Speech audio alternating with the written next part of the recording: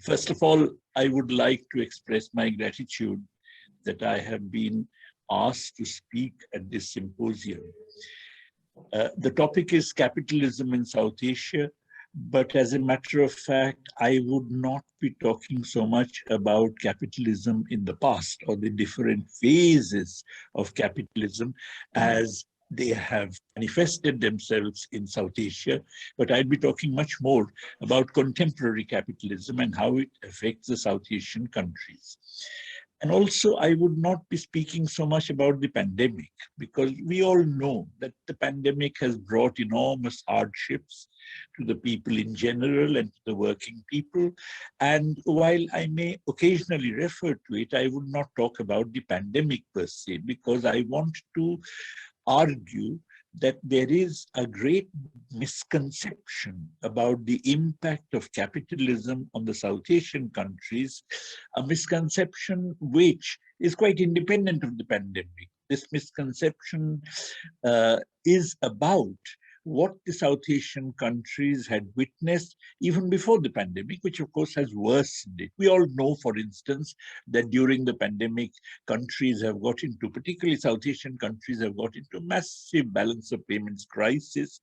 Sri Lanka is having a huge economic crisis because it does not have the foreign exchange to even import food.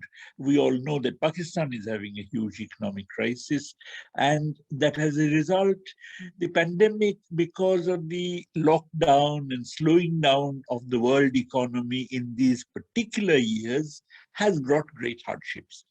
But I want to really talk about the period before the pandemic. Now, the misconception I was referring to is something like the following. It says that, look, these countries had, before the adoption of what is called reforms, which basically refers to neoliberal policies, which were adopted in India, for instance, in 1991, elsewhere on different dates. But before the adoption of reforms, these countries had been stagnant. But with the adoption of reforms, which means with the adoption of neoliberal capitalism, they have not only experienced very high rates of GDP growth of gross domestic product, but they have also lifted millions of people out of poverty. In other words, implicitly, there's a critique of the period of Nehruvian strategy, which lasted long after Nehru had departed.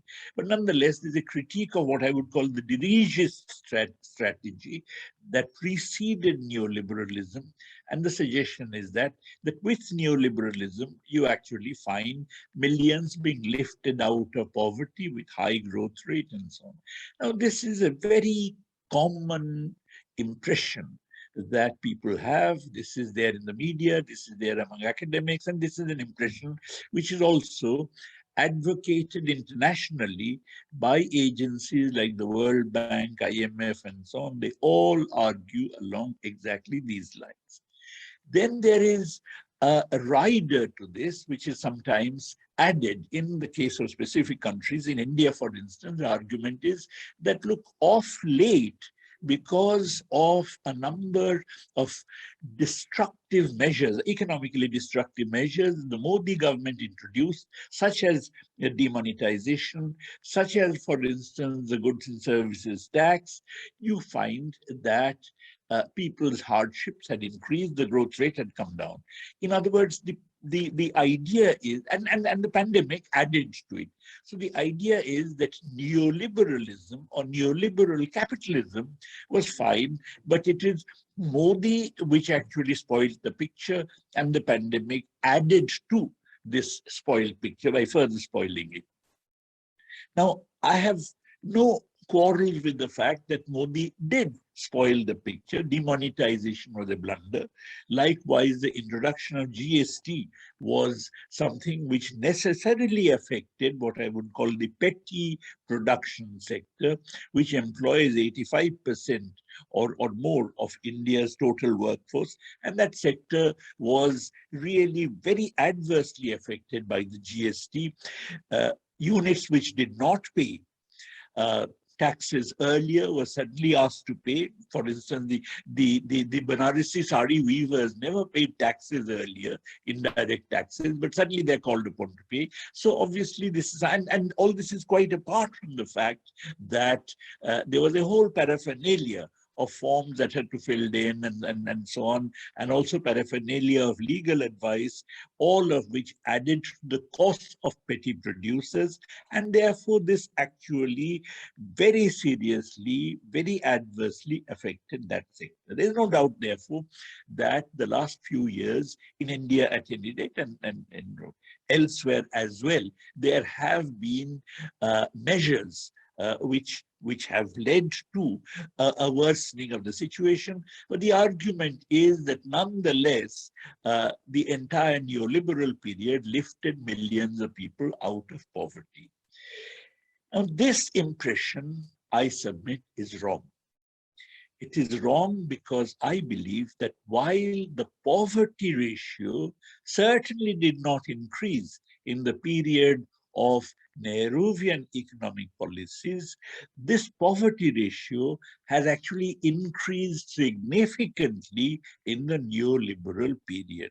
In other words, in the period of neoliberal capitalism, which is the contemporary capitalism, you have, together with an acceleration in the GDP growth rate, a worsening, an accentuation, an increase in the ratio of poverty-afflicted population in the total population. And the most obvious evidence of this, because this goes so much against what is written about in the media and so on South Asia, that I would like to take a bit of time explaining this. That you see, take India, for instance. In India, poverty studies began in 1973-74.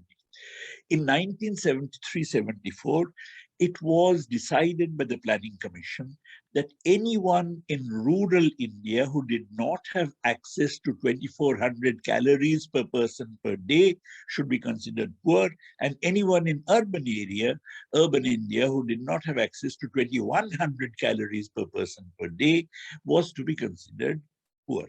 Now, while actually making estimates, the Planning Commission lowered the 2,400 to 2,200.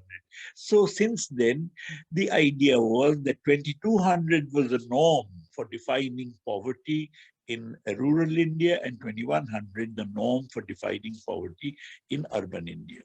So fine.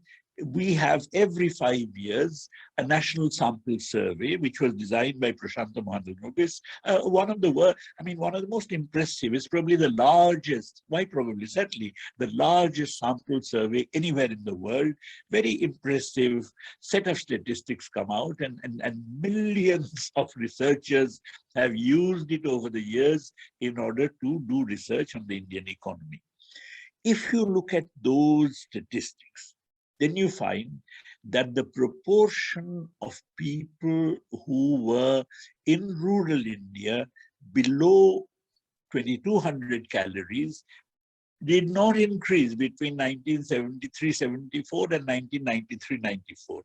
1993-94 is the first post-liberalization sample survey, large sample survey. No increase in it.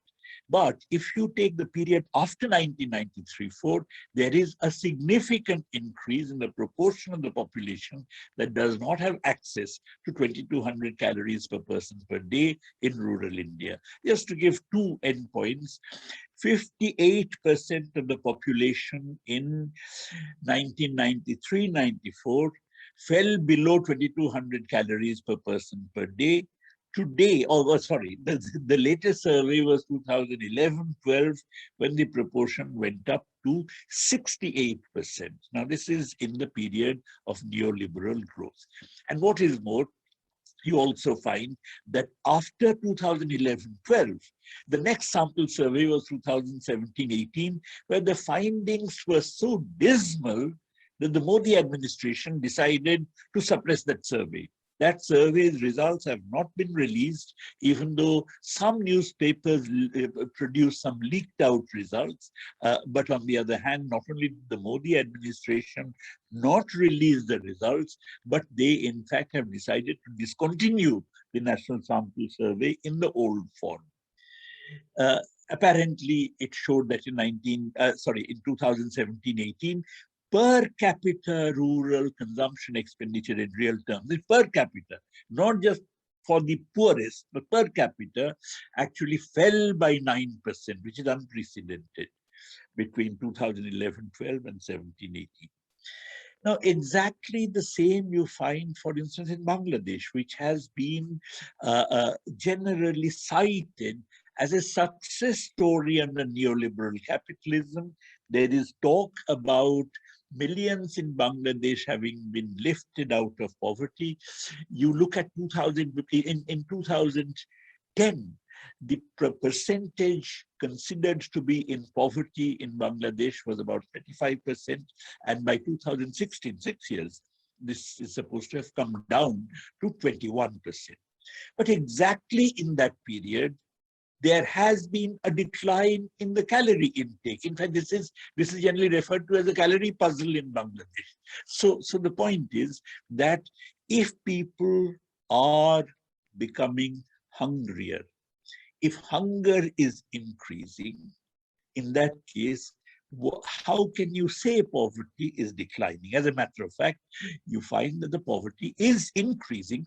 But then why do they find these results about millions being lifted out of poverty? Because what they do is that there is a poverty line, which is $1.90 per day. And of course, that poverty line is periodically brought up to date by using a consumer price index number. And those who do not have that much of expenditure per day are considered poor. Now, the problem is that this bringing up to date is where the problem lies, because in between what you have had is privatization of education, privatization of health services.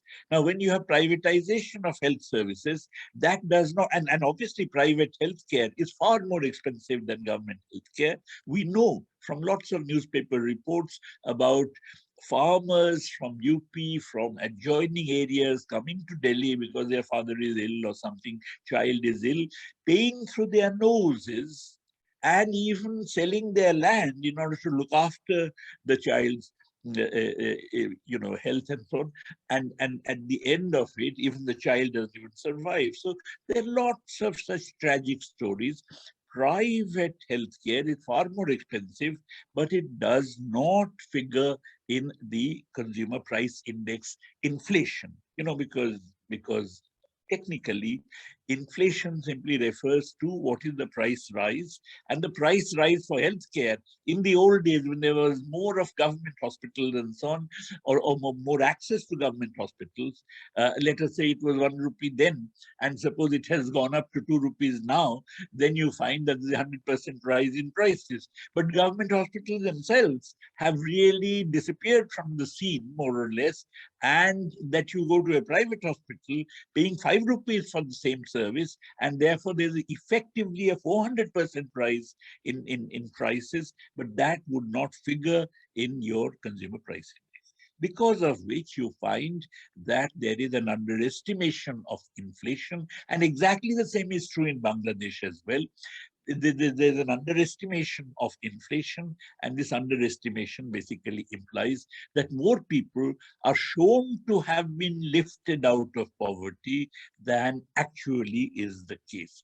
As a matter of fact, even Bangladeshi economies, India and Bangladesh are supposed to be the success stories of neoliberal capitalism, 7 to 8% GDP growth rate.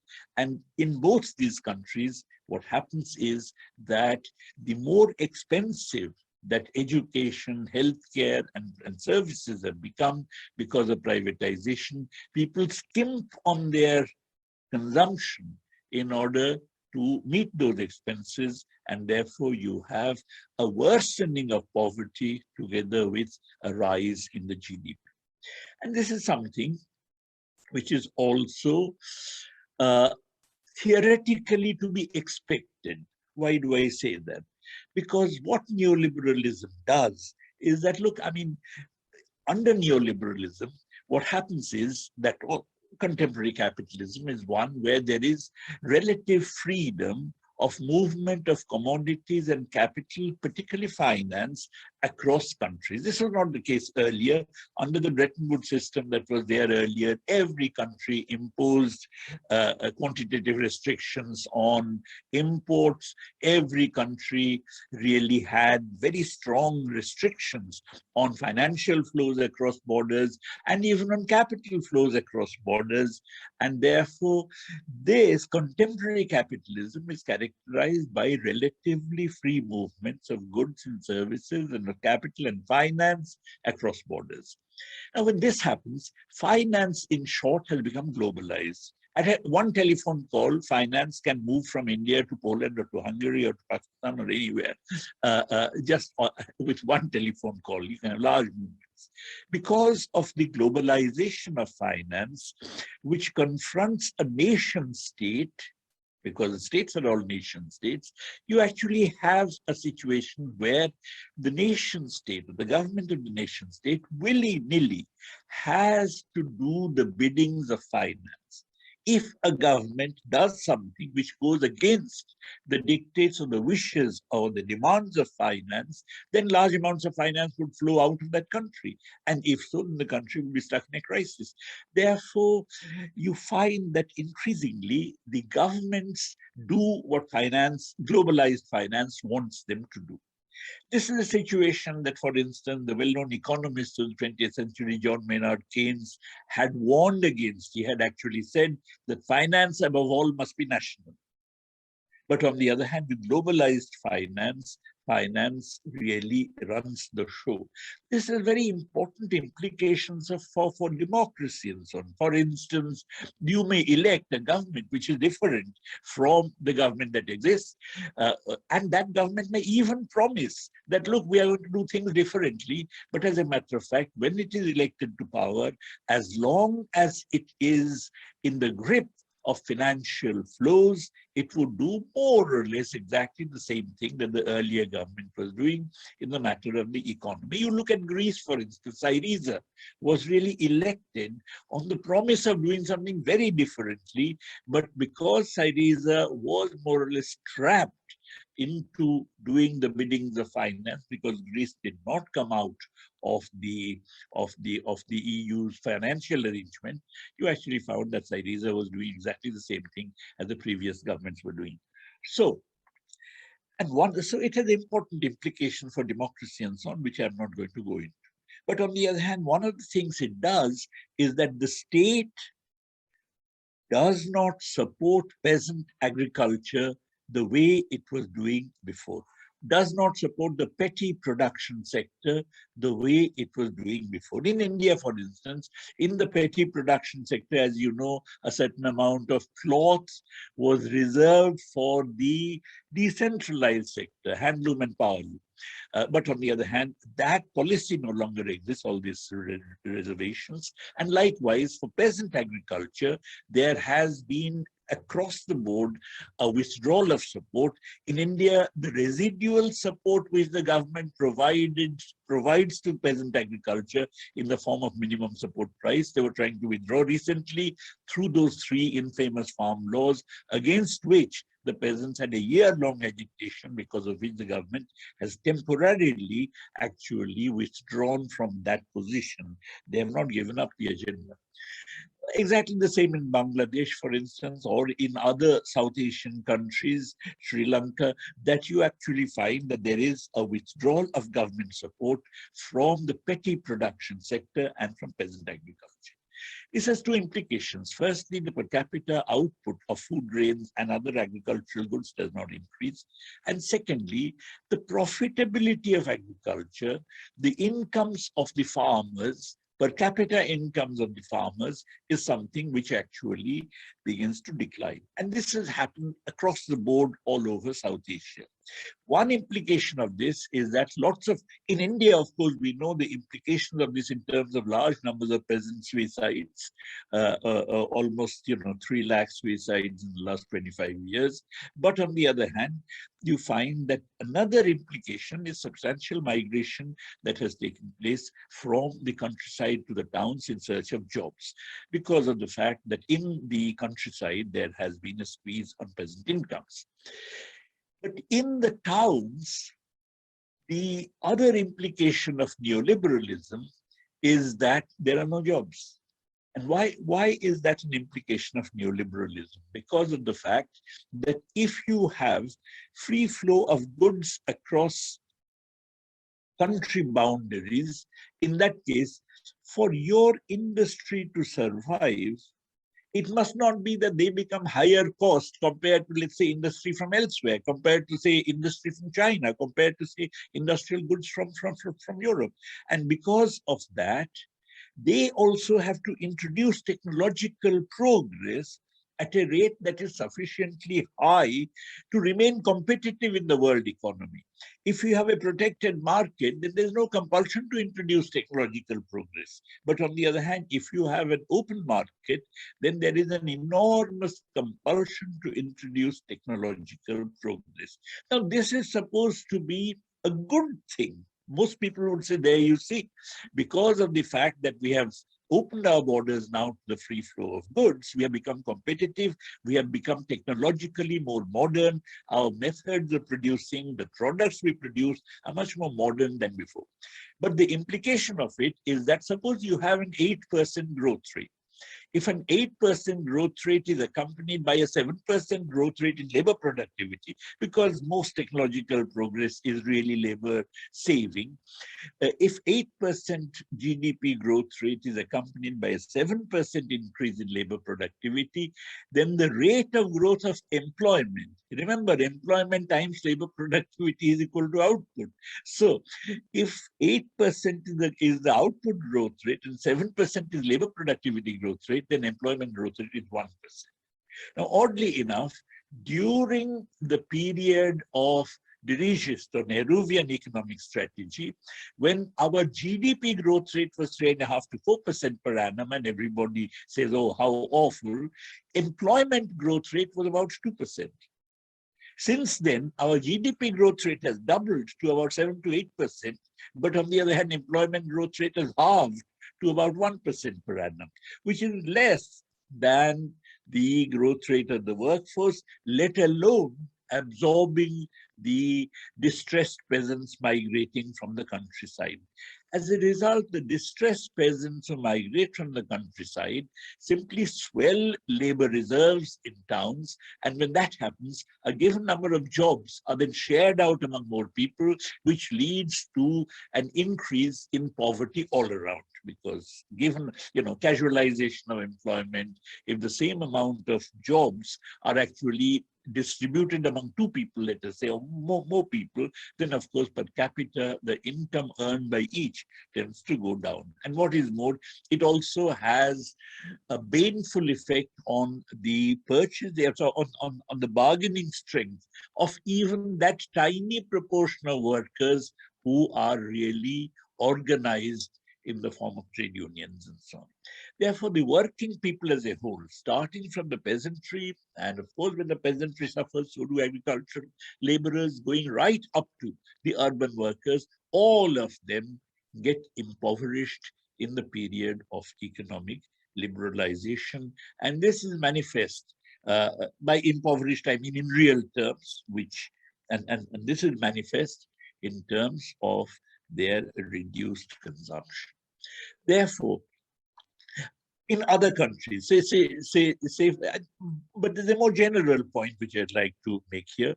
Say in countries, many people, and my Bangladeshi economist friends, for instance, they say, oh, but in Bangladesh, lots of employment is growing. I mean, employment is growing. Lots of employment is being created because of, let us say, the growth in the garments industry, because Bangladesh is a major garments exporter. But you see, the problem is that when you are a major garments exporter, your wages cannot increase, because if your wages increase, then those who buy your garments would then switch to some other country. They would switch to some other country where wages are not rising. Therefore, no country can experience a rise in wages for its working people, and not just with the exhaustion of his own labor reserves, but with the labor reserves in other third world countries also getting exhausted. In other words, it's not enough that you have a high rate of employment before your wages start rising, which is what everybody expects. But your wages can only rise when not just you, but every other country also has an exhaustion of its labor reserves. For all these reasons, you actually find that there is no increase in real wages. Not, I mean, no noticeable increase in real wages in town. There is a worsening of the real incomes in the countryside. So altogether, this is a period which is accompanied by, no doubt, a high growth rate, but also by increase in absolute poverty, and therefore substantial increase in inequality. Everybody knows that inequalities have been rising. Recently, the Oxfam report came out. So the rise in inequalities is not just during the pandemic, it has been going on for a very long time. In fact, Piketty has got figures which show that actually in India, the share of the top 1%, they use income tax data. Income tax in India was introduced in 1922. That the share of the top 1% in the total national income, which had actually gone down to about 6% in 1982, which is the lowest it has been, has then started rising and is now about 22%, which is the highest it has ever been since the introduction of income tax in 1922. Therefore, we know that there is a rise in income inequality, rise in wealth inequality, but all this manifests itself in terms of the fact that high growth rate as such is nothing to celebrate about, because it's accompanied by an increase in poverty. The last point I want to make is that even this pattern of growth, even this kind of growth is no longer capable of being sustained. Leave aside the pandemic. And the fact that it's not capable of being sustained was becoming obvious and manifest even before the pandemic. And the reason is very simple. Taking the world as a whole, and mind you, this is happening not just in India. The rise in inequality is a worldwide phenomenon. Taking the world as a whole, you find that wages are not rising, because even American wages now are linked to the third world labor reserve. They cannot rise if the third world is full of labor reserves, unemployed persons, because then industry can always shift to the third world where the wages are much lower.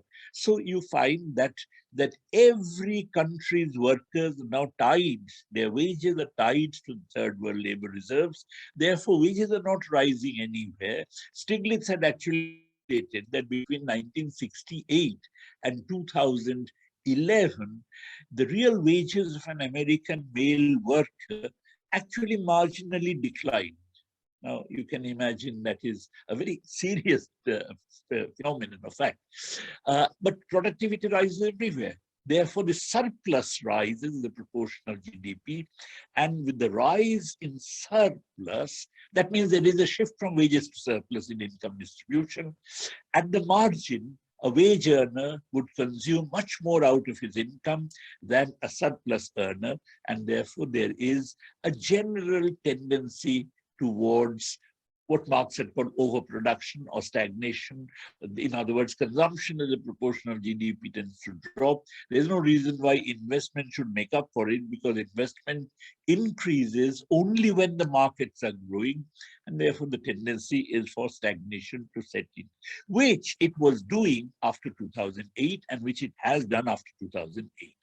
Even in America, which is supposed to have recovered, if you really look at the labor force participation rates, they have tended to drop, which is called the discouraged worker effect.